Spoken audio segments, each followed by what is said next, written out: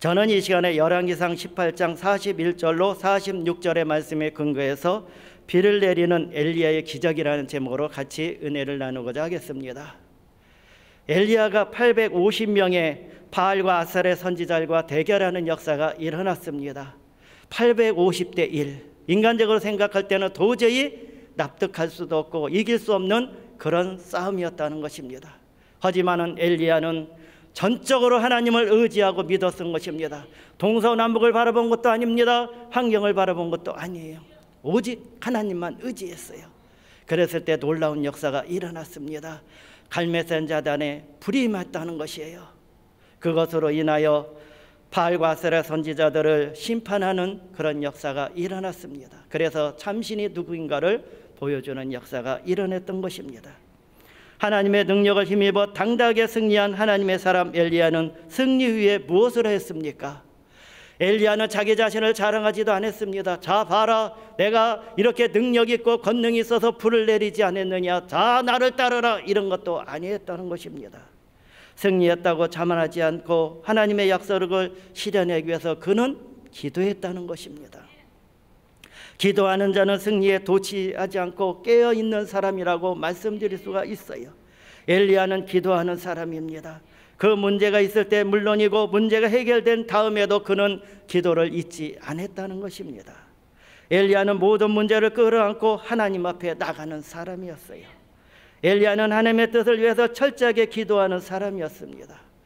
갈멜산 제단에 불이 임했고 그리고 3년 6개월 동안 비가 오지 않았는데 비를 내리는 그런 비결은 어디에 있습니까? 엘리야의 비결을 오늘 하나님의 말씀을 통해서 배워서 우리들도 인생 가운데 불을 내리고 비를 내리는 그 역사의 체험을 해야 될 줄로 믿습니다. 첫째로 무너진 야훼 제단을 수축하고 기도한 엘리야라고 말씀드릴 수가 있습니다. 열왕기상 18장 30절을 한번 보시기를 바랍니다. 우리 다 같이 한 목소리로 봉독하겠습니다. 엘리야가 모든 백성을 향하여 이르되 내게로 가까이 오라. 백성이 다 그에게 가까이 가매 그가 무너진 야훼 제단을 수축하되. 엘리야가 하나님 앞에 기도하기 전에 어떻게 했습니까? 850명과 일로서 싸우는 그런 역사가 일어났을 때 이스라엘 백성들을 외칩니다. 너희들이 왜 머뭇머뭇하느냐? 하나님 쪽에 쓰든지 아니면 바알과 아스타의 신에 쓰든지 왜 중간에서 눈치를 보느냐? 어느 쪽이 이기는가를 너희들이 눈치로 살펴서 그곳에 가겠느냐? 그러면서 너희들은 분명히 하나님 앞에 서라고 그렇게 말을 하는 것입니다. 회개하고 돌이키라는 것입니다. 그러고선 제단을 수축한다는 것입니다. 새롭게 제단을 쌓는 것이 아니라 너희들이 이 제단에서 하나님을 찬양하고 하나님께 영광 돌렸는데 제단이 무너졌다. 그러니까 너희들이 회개하고 돌이켜서 제단을 수축하라고 그렇게 말하고 있는 것입니다. 신앙생활의 출발은 무엇입니까? 기도의 시작은 무엇입니까? 회개로부터 시작한다는 것이에요. 죄악에 담이 있으면 하나님을 만날 수 없다는 것이에요. 그래서 우리들은 그 제단이 무너지면은요 병이 다가옵니다. 실패가 와요. 그리고 기근과 여러 가지 환난과 비바람과 장소와 역경이 다가온다는 것을 알아야 됩니다. 이스라엘 백성들이 그 하나님의 제단을 허물고 거기에 우상을 세웠을 때는 기근이 다가왔고 환난이 다가왔고 어려움이 다가왔었다는 것입니다. 그렇기 때문에 제일 먼저 그 엘리야가 외쳤던 것은 하나님 앞에 서라는 것입니다. 하나님께 돌아오고 제단을 수축하라는 거예요. 오늘 설교를 듣는 여러분들의 가정은 어떻습니까? 혹시 여러분들에도 가정에 하나님을 섬기는 제단이 무너지지 않았습니까? 예배가 등한시되었고 그리고 기도가 등한시되고 찬양과 말씀이 있는데 등한시되었다면 제단이 혹시 무너지는지도 모른다는 것입니다. 여러분들의 제단을 수축한다는 것은 하나님 앞에 회개해야 됩니다. 내가 하나님보다도 세상을 더 사랑하고 이 세상의 안목과 정욕과 이 세상의 자랑을 쫓아서 살아갔다면 오늘 이 시간에 회개하고 돌이켜야 되는 것이에요. 하나님 앞에 돌아와야 되는 것입니다. 그래서 여러분들의 제작을 수축하기 위해서는 먼저 정기적인 예배를 드려야 돼요. 대면 예배든지 그리고 비대면이든지 열심으로 하나님 앞에 예배 드립니다. 여러분들이 필히 마음속에 굳건히 다짐할 것은 주일 예배만큼은 빼먹지 않겠다, 철저히 지키겠다는 그런 각오가 있어야 돼요. 많은 사람들은 착각합니다. 월요일서부터 토요일까지 내가 시간을 가지고 생활하다가 마지막에 하나님께 주일을 드린다고 생각해서는 안 된다는 것입니다. 여러분들은 분명히 아셔야 될 것은 무엇입니까? 주일이 먼저 하나님 앞에 드리는 첫 시간이라고 생각해야 돼요. 그래서 일요일이 먼저입니다. 그 다음에 월, 화, 수, 목, 금, 토예요. 하나님께 먼저 시간 드리고 주일을 지키겠다는 그런 것이 마음에 있고, 신령과 진정으로 예배드리겠다는 그런 마음을 가져야 제단을 다시 수축하고 그리고 신앙을 회복하는 겁니다. 가정에서도 늘 하나님의 말씀을 읽고 듣고 묵상해야 됩니다. 데살로니가전서 5장 16절로 18절에 이렇게 말씀하십니다. 항상 기뻐하라고 합니다. 하나님을 바라보고 찬양하고 영광 돌리라는 소리예요. 그리고 쉬지 말고 기도하는 것은 늘 하나님을 기억하며 기도하는 것이에요. 그리고 늘 항상 기뻐하는 것, 이것이 무너진 제단을 수축하는 것이라고 말씀드릴 수가 있습니다. 그래서 우리는 정기적인 예배를 통해서 죄를 자복하고 능력을 덧입는 은혜의 사람이 되어야 될 줄로 믿습니다. 둘째로, 그 엘리야는 약속의 근거에서 기도했다고 말씀드릴 수가 있습니다. 엘리야는 약속의 근거에서 기도했습니다. 그래야만 응답이 빨리 오는 것이에요. 막연하게 여러분들이 기도하는 것이 아닙니다. 약속의 말씀을 펴잡고 기도하는 사람이 되어야 됩니다. 성경에 나타난 엘리야의 기도는 철저히 약속의 근거에서 기도하는 사람이었습니다. 열왕기상 18장 1절을 보시기 바랍니다. 우리 다 같이 한 목소리로 봉독하겠습니다. 많은 날이 지나고 제3년에 야훼의 말씀이 엘리야에게 임하여 이르시되, 너는 가서 아합에게 보이라. 내가 비를 지면에 내리리라. 아멘. 엘리야는 하나님의 응답의 말씀을 부여잡고 나갔습니다. 그렇기 때문에 그는 담대할 수도 있고 그는 믿음이 흔들리지 않는 그런 역사를 체험할 수가 있었습니다. 이것이 하나님의 선포입니다. 이 말씀 때문에 엘리야는 용기를 낼 수가 있었고 아합 왕에게 하나님의 응답의 말씀을 전할 수가 있었습니다. 그는 갈멜산 꼭대기에서 주님의 약속을 붙들고 기도하기 시작했습니다. 엘리야는 하나님의 약속은 반드시 기도를 통해서 실현되는 사실을 알고 있었다는 것이에요. 하나님은 역사를 계획하시고 그 계획대로 반드시 운행하시고 작정하시는 분, 역사의 계획은 기도라는 방편을 통해서 실현되는 것을 엘리야는 똑바로 알고 있었어요. 하나님은 우리에게 풍성하게 약속을 하셨는데 그 약속의 응답은 기도를 통해서 이루어지는 열매인 것입니다. 기도를 통해서 성경에 나타난 그 풍성한 삶을 강구하는 것을 여러 군데 체험하는 역사가 일어났었는데요. 여호수아서 6장 1절로 2절을 한번 보시기를 바랍니다. 이스라엘 자손들로 말미암아 여리고는 굳게 닫혔고 출입하는 자가 없었더라. 야훼께서 여호수아에게 이르시되, 보라, 내가 여리고와 그 왕과 용사들을 내 손에 넘겨 주었으니. 이스라엘 백성들이요, 그 애굽에서 430년간의 종살이라고 10가지 재앙을 통해서 하나님의 능력과 권능이 나타납니다. 그리고 이스라엘 백성들이 광야로 들어왔고요, 홍해수를 가르는 역사, 그리고 광야 생활에 들어와서 하나님께서 느비딤에서 아말렉 군사를 쳐부수시고 만나와 메추라기와 구름기둥과 불기둥으로 인도하여 주시고 그들이 요단강을 건너서 이제는 마지막 관문 가나안 땅에 들어가는 그런 그 여리고성에 오게 되었습니다. 근데요, 여리고성은 난공불락의 성입니다. 이중으로 되어 있고요, 두께가 6m 이상이 되는 그런 것입니다. 그리고 이스라엘 백성들이 온다는 소식을 그들은 미리 알고 있었다는 것이에요. 그래서 철저하게 무기도 준비하고 훈련도 했고요, 양식도 갖다 놓고요, 성도 굳건히 했습니다. 난공불락의 성은 무너질 수가 없어요. 그랬을 때 여호수아는 어떻게 했습니까? 하나님께 나갔다는 것입니다. 하나님께 부르짖고 기도했다는 것이에요. 그래서 하나님께서 응답의 말씀을 주셨어요. 그리고 하나님께서 그 작전도 짜주셨어요. 그래서 7일 동안 여리고성을 들고 마지막 날에 외치라고 했던 것은 응답의 말씀을 주셨고, 여호수아는 백성들에게 나가서 외치고 하나님의 말씀을 전할 때 그들이 믿고 순종하고 가는 놀라운 역사가 이루어졌다는 것입니다. 근데요, 반전이 일어납니다. 여호수아서 7장 1절을 한번 보시기 바랍니다. 우리 다 같이 한 목소리로 봉독하겠습니다. 이스라엘 자손들이 온전히 바친 물건으로 말미암아 범죄였으니 이는 유다 지파 세레의 증손 삽디의 손자 갈미의 아들 아간의 온전히 바친 물건을 가졌음이라. 야훼께서 이스라엘 자손들에게 진노하시니라. 아이성 전투 나가기 전에 아간이 범죄를 합니다. 그런데 여호수아가요 승리에 도취했어요. 자만하기 시작합니다. 아이성에 정탐꾼을 보냈는데 동네 어귀에 조그만 성, 볼품도 없는 성이라고 와서 보고를 하는 거예요. 여호수아가 그 소리를 듣고 그까짓 것좀. 그리고 백성들과 군사들이 말합니다. 2,000~3,000명만 보내도요 그 성은요 쑥대밭을 만들 수도 있고 무너뜨릴 수 있습니다. 그래서 3,000명을 보냅니다. 근데 오늘 설교도 듣는 중에 무엇을 여러분들은 알았습니까?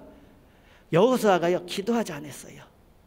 아이성 전투에 나갈 때는 기도하지 않았고 인간적인 생각으로 방법으로 나갔다는 것입니다. 그랬더니 아이성 전투에서 패배를 하고 그들의 마음이 녹았다 그러면서 실망하고 좌절합니다.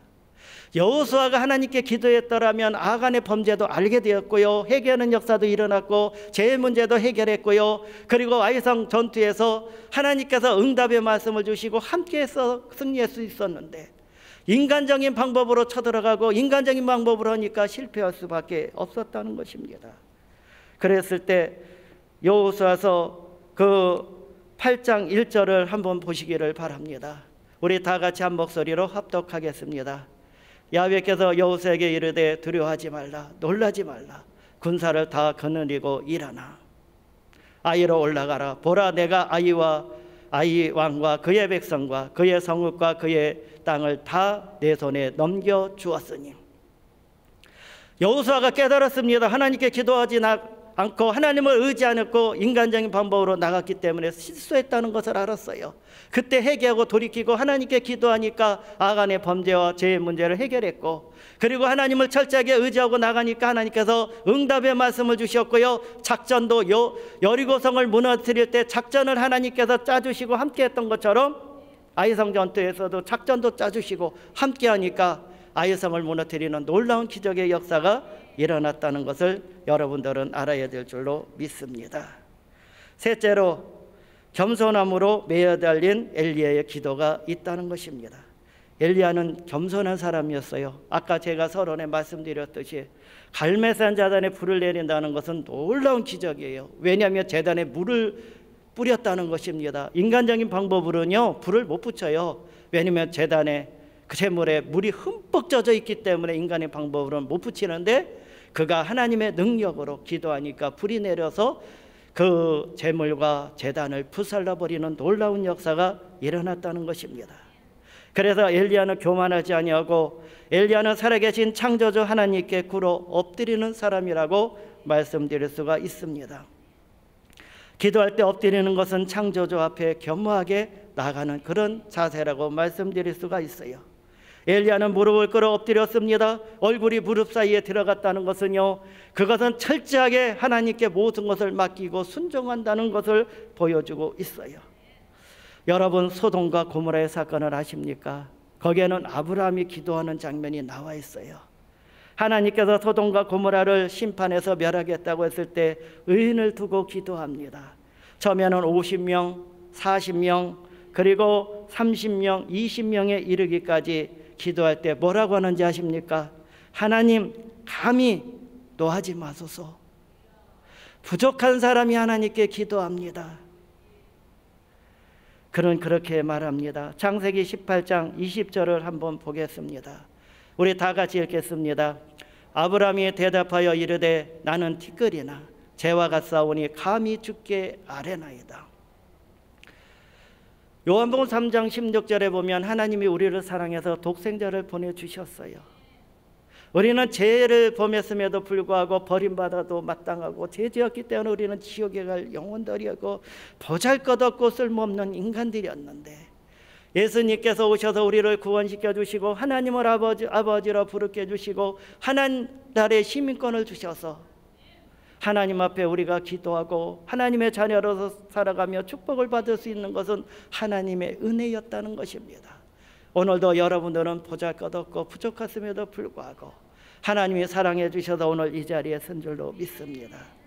아브라함이 대답하여 이르되 나는 티끌과 재화가 싸우니 감히 죽게 알아나이다. 이 뜻은 무엇이냐면요, 세상을 의지하지 아니하고 인간적인 모든 것을 내세우지 아니하고 철저하게 하나님만 바라보고 순종하고 모든 인생을 내가 하나님께 맡기겠다는 것입니다. 여러분들이 인생을 살아갈 때 광야 같은 인생에서 철저하게 하나님께 맡기면은요, 하나님이 놀라운 역사를 일으킵니다. 여러분, 광야는 죽어있는 땅이에요. 풀 한 포기가 없습니다. 물도 없고 아무것도 없고 황량한 곳이에요. 외롭고 쓸쓸한 곳입니다.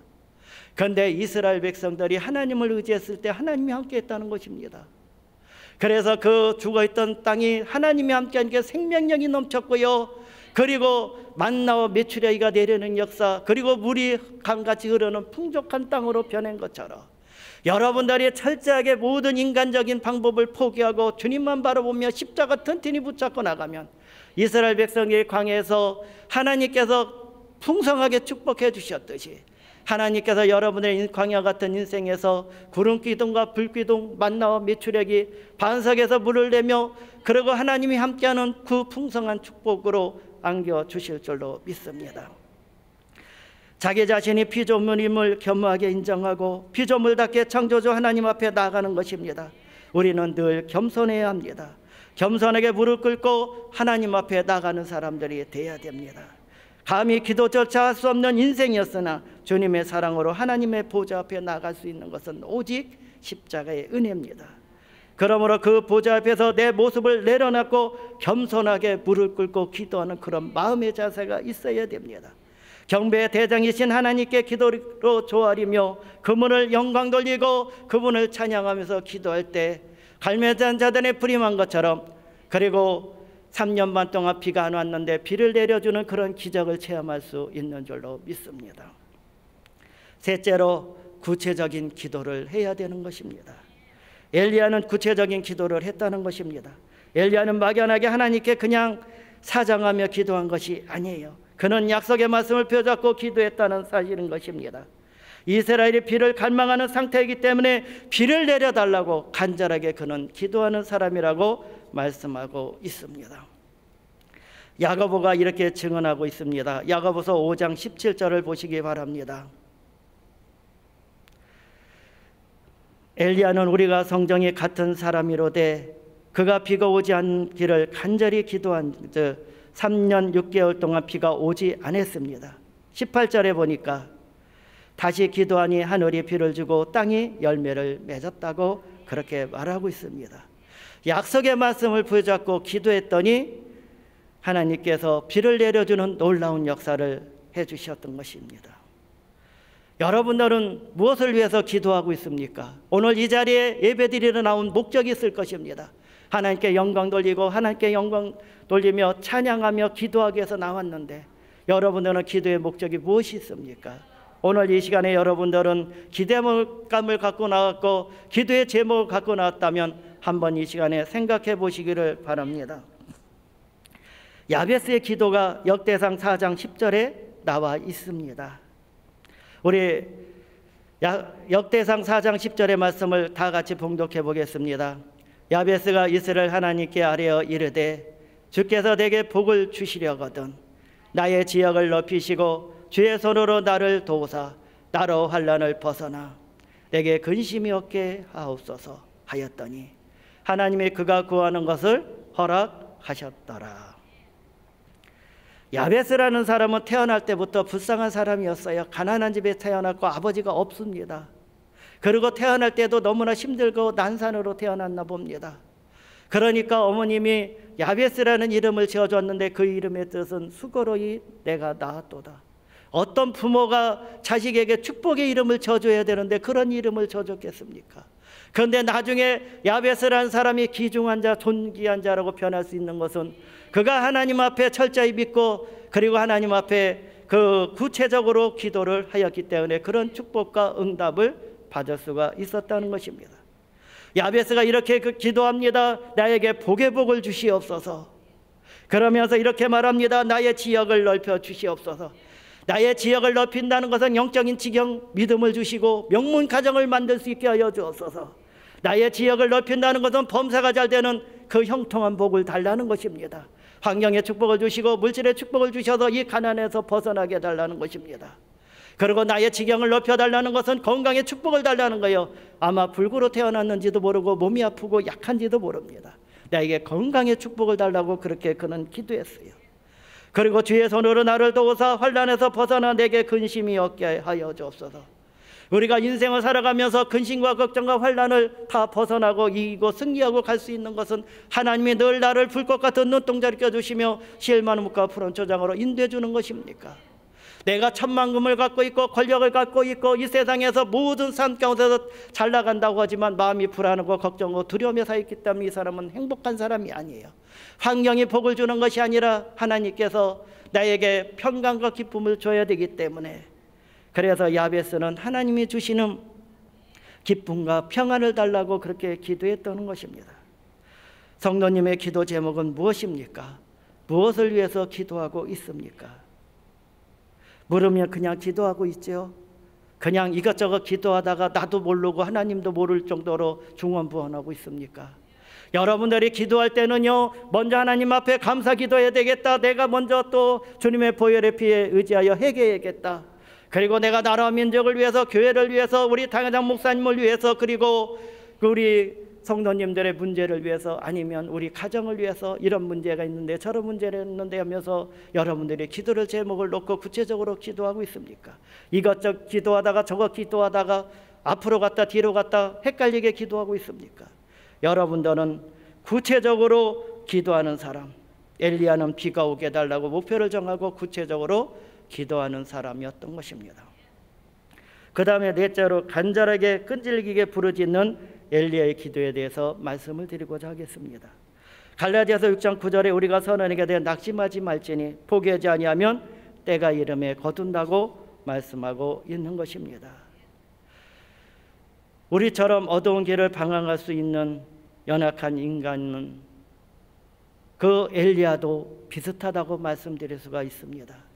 그럼에도 불구하고 엘리야는 사람이 능력의 사람, 비를 내리게 하는 간절한 사람이 되었던 것은 어떠한 사람이었습니까?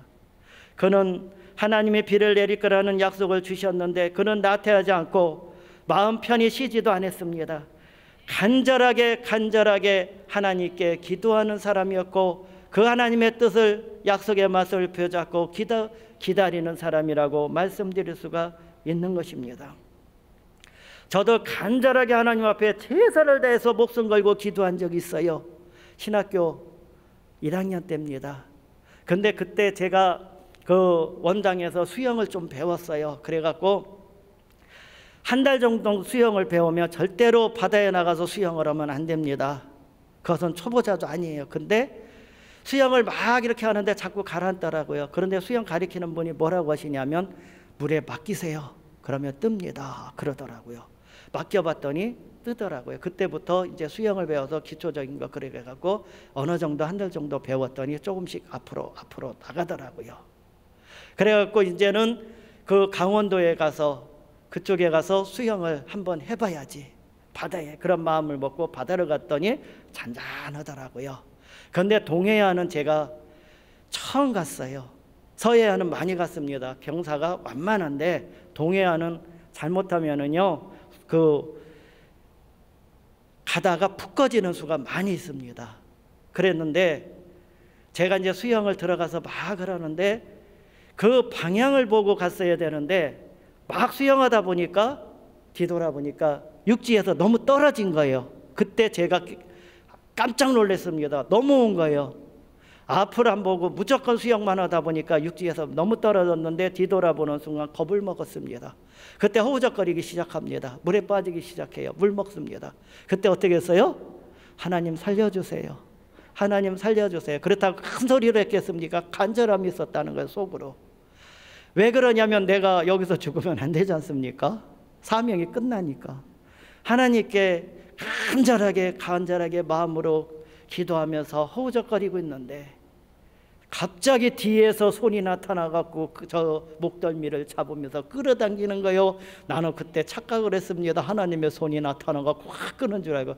그런데 구조대가 와갖고요, 배를 타고 와서 저를 끌어당겨서 배에 실어주더라고요. 이것도 하나님의 역사입니다. 그 구조대가 만약에 멀리서 나를 발견하지 못했다면 저는 지금 며칠 후 천국에 가 있을지도 몰라요. 그런데 하나님이 나의 기도를 들어주셨고 내가 사명이 끝나지 않았으니까 오늘도 이 자리에 와서 이렇게 설교하라고 하나님이 나의 기도를 들어주신 거예요. 물에 빠졌을 때 그만큼 내가 간절하게 기도해보면 평생에 없어요. 여러분들도 물에 빠져서 죽는다는 그 심정을 가지고 하나님께 살려달라는 그런 심정으로 기도해야 될 줄로 믿습니다. 열왕기상 18장 43절을 한번 보시기 바랍니다. 말씀을 봉독해 드리겠습니다. 그의 사환에게 이르되 올라가 바다 쪽을 바라보라. 그가 올라가 바다를 보고 말하되 아무것도 없나이다. 이르되 7번까지 하라. 처음에 기도했을 때요, 그 사환에게 산꼭대기 올라가라고 해서 하늘을 보라니까 구름이 있겠습니까? 없었습니까? 없어요. 두 번째, 세 번째, 네 번째, 다섯 번째, 여섯 번째까지 가도 없습니다. 엘리야가 창피할 수도 있어요. 왜냐하면 응답받은 줄 알고 올라가라고 그랬는데, 응답받은 줄로 올라가라는데 자신 있게 말했는데 구름 한 털 없어요. 그런데도 끝까지 인내하면서 마지막까지 올라가라고 그렇게 했다는 것입니다. 이사야 38장 3절에 보면 히스기야의 기도가 나오고 있습니다. 우리 말씀을 봉독하겠습니다. 이르되 야와여 구하오니 내가 주 앞에 진실과 전심으로 행하며 주의 목전에서 선하게 행한 것을 기억하옵소서 하고 히스기야가 심히 통곡하니, 히스기야에게 청청병력 같은 소리가 들립니다. 이 세상에서 가장 충격적인 단어가 무엇입니까? 그것은 죽음이에요.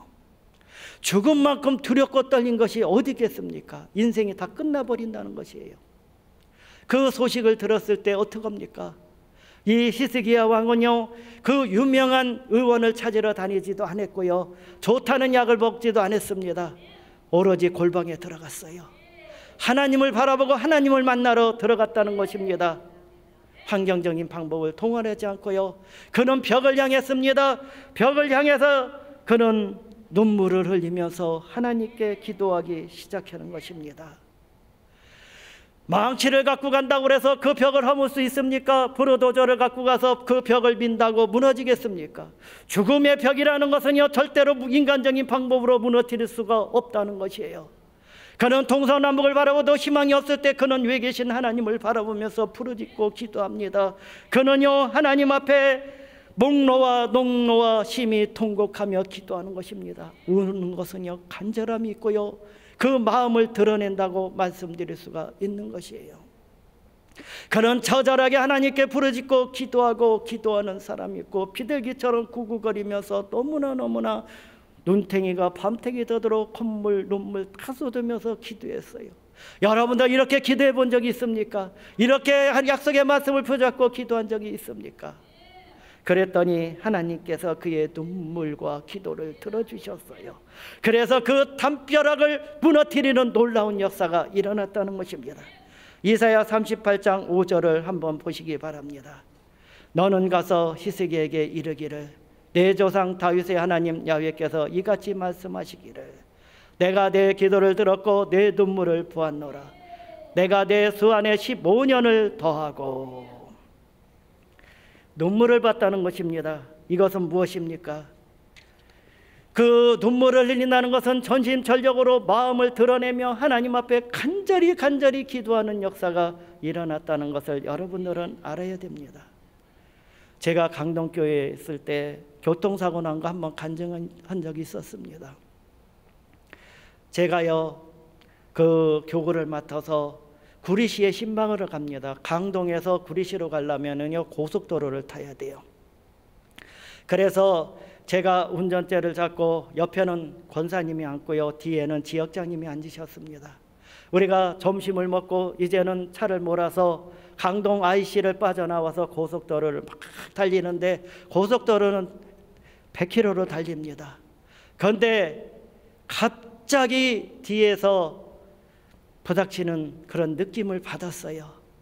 그래갖고 제 차 모서리 범퍼를 그 덤프트럭이 받은 겁니다. 작은 차를 100km로 받았으니 이 차가 어떻게 되겠습니까? 차가 돌아가는 거예요. 그런데 제가 브레이크를 잡았는데요, 브레이크가 안 잡힙니다. 안 들어요. 큰일 났어요. 그랬을 때 어떡합니까? 너무너무 이제는 당황스럽고 너무너무 브레이크가 안 잡히니까 한마디 주야 그럽니다. 여기에는요 나의 모든 전심전력 하나님께 기도하는 마음의 기도가 포함된 것입니다. 권사님도 주여 하고 뒤에도 지역장님이 주여 하는데 이게 돌아가서 중앙분리대를 받으면 뒤집혀 버린다는 겁니다.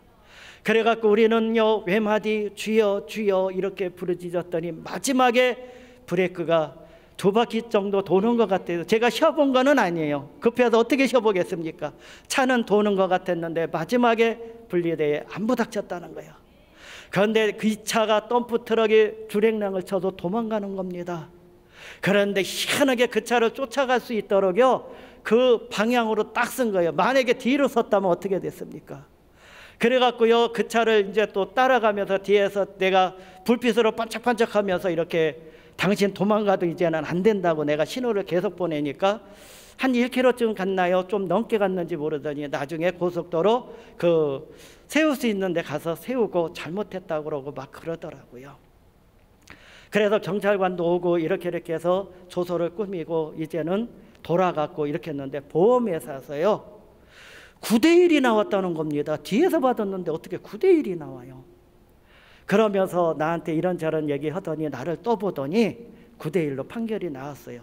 절대로 못 뒤집는다는 거예요. 한번 보험사끼리 얘기가 되면 끝났다는 거예요. 그래갖고 내가 이제는 교구사무실에 와갖고 이제 하나님께 기도하면서 어떻게 하면 좋습니까 하면서 막 기도하는데 여자 전도 선생님이 와서 저한테 툭툭 치는 거예요. 그러면서 이런 말을 합니다. 우리 남편한테 한번 얘기해 보세요.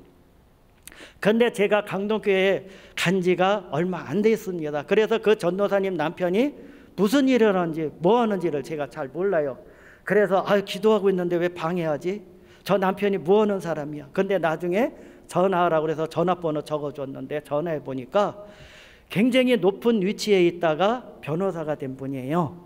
그랬더니 상담을 하고 이렇게 하니까 그 보험사에 이렇게 연락을 하고 이렇게 말을 하면 정정을 해줄 거랍니다. 방법을 다 알려주고요. 만약에 보험사에서 안 들어주면 재판까지도 다 도와주겠다는 거예요. 무료로. 얼마나 하나님께 기도했더니 하나님이 위험에서 건져주시고 도와주는 사람까지 붙여주는 역사. 내가 교육자님들한테 이런 말을 했어요. 고속도로에서 그 부닥쳐서 차가 막 도는데 딴 차들이 와서 안 부닥친 것 다행이라고 그랬더니 그게 아니라 하나님이 다 차들이 피해서 갈 수 있도록 하나님이 막아주신 거라고. 고속도로에서 3차선에서 2차선 1차선으로 올 때 차들이 그때 와갖고 부닥쳤다라면 저는 또 천국에 갔을지도 모르는데 하나님이 오늘도 사명이 있다고 하나님께 주여하고 기도했더니 응답해 주셨다는 것입니다. 여러분들 그때가 포기하지 않는 때입니다. 엘리야는 결코 포기하지 않고 계속적인 기도를 했다는 것입니다. 처음에는 아무것도 보이지 않았어요. 마지막에 사원에게 올라가렸을 때 손바닥만한 구름이 있다고 이렇게 말했다는 것입니다. 그랬을 때 이제는 응답이라는 것을 알게 되었다는 것이에요. 야고보서 5장 17절과 18절을 한번 보시기를 바랍니다. 우리 다 같이 봉독하겠습니다. 엘리야는 우리와 성정이 같은 사람이로되 그가 비가 오지 않기를 간절히 기도한즉 3년 6개월 동안 땅에 비가 오지 아니하고. 그리고 18절에 보니까 이렇게 말씀하고 있습니다. 다시 기도하니 하늘이 비를 주고 땅이 열매를 맺었느니라.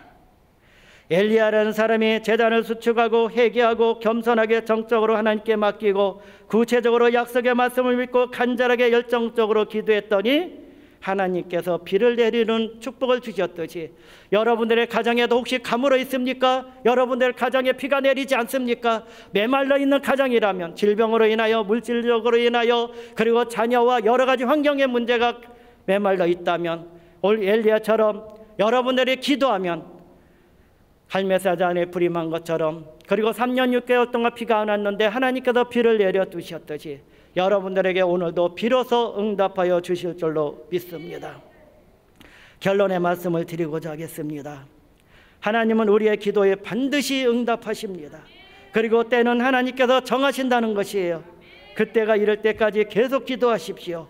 응답받을 때까지 구하시기를 예수님의 이름으로 부탁을 드립니다. 기도하겠습니다.